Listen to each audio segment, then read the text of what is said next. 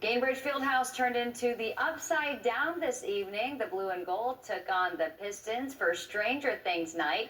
The Pacers organization has embraced the hit Netflix show, which is entering its final season. It takes place in the fictional Hawkins, Indiana, and tonight fans get to dress as their favorite characters to show off looks from the 80s. It brings everybody out. Everybody has different interests, and it just brings out different people from different backgrounds and makes it more interesting. Fever have been playing with Stranger Things jerseys the last few years, which you can find in the team store. We're going to have more on the highlights, by the way, coming up in a few minutes with Chris Woodlick in sports. Thousands will be coming to the Soldiers and Sailors Monument on Friday night for the annual Circle of Lights.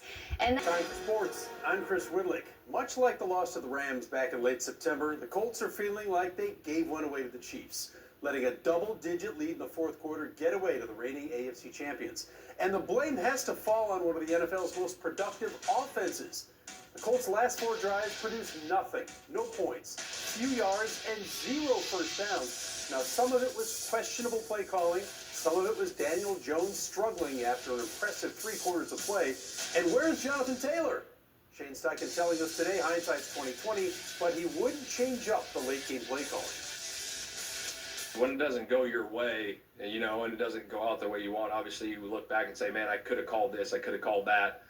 We could have done this different. I think that last drive in the fourth quarter was the biggest one, where we probably could have popped the run on first down. You throw it on first down, now you're at 2nd and 10, and then you throw it again. Now you're at 3rd and 10, and you try to get a 3rd and 10 versus a team that brings pressure. And obviously we were short there on the 3rd down. So that last drive in the fourth quarter, I thought I could have done a better job for sure.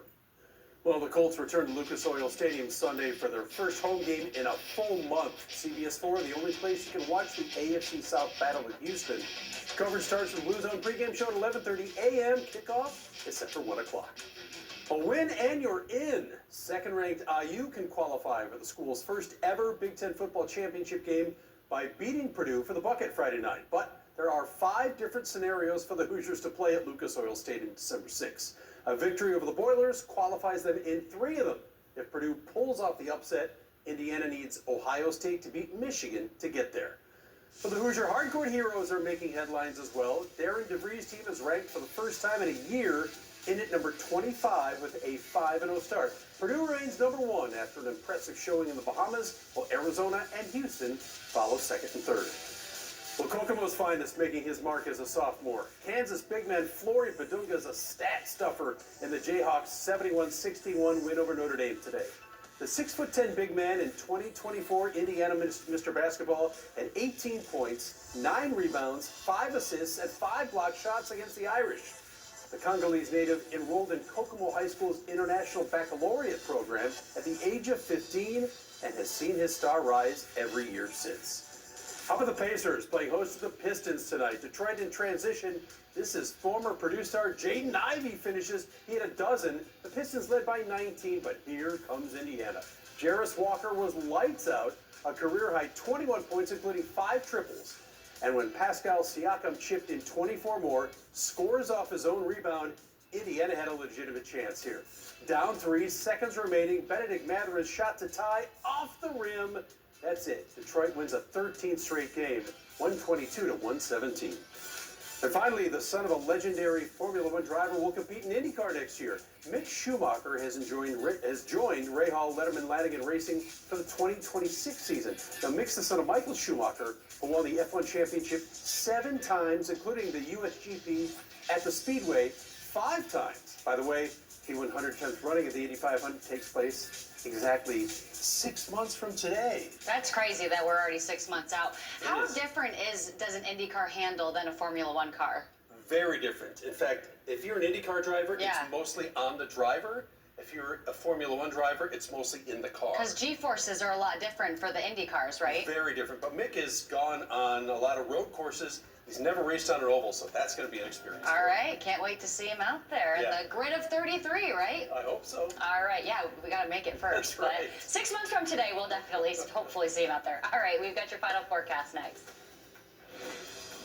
As I say almost every day, This is probably illegal. The Late Show, CBS tonight. I just had it printed at a certain point. Well, tonight the Pacers went into the Upside Down for their matchup with the Pistons. Check this out. It is Stranger Things night at Gainbridge Fieldhouse. The new season of the hit Netflix show premieres this week, and we saw fans go all out, showing their Hawkins pride. We want to engage with our fans, right? And we know that they're more than just a Pacers fan, right? They have their favorite series, their favorite teams, and we want to give them an opportunity to engage with us in that way. And so we're so excited to partner with Netflix and bring some real excitement and energy to the tip-off of the 5th and final season of the series this week. 117. Yeah, no doubt, a lot of people looking forward to the finale, but when it comes to the finale of the game, friends don't lie. Another tough night for the Pacers. They fell to the Pistons 122 to 117. So the blue and gold now 2-14 on the season. Work is sponsored by Tom Wood Power Sports.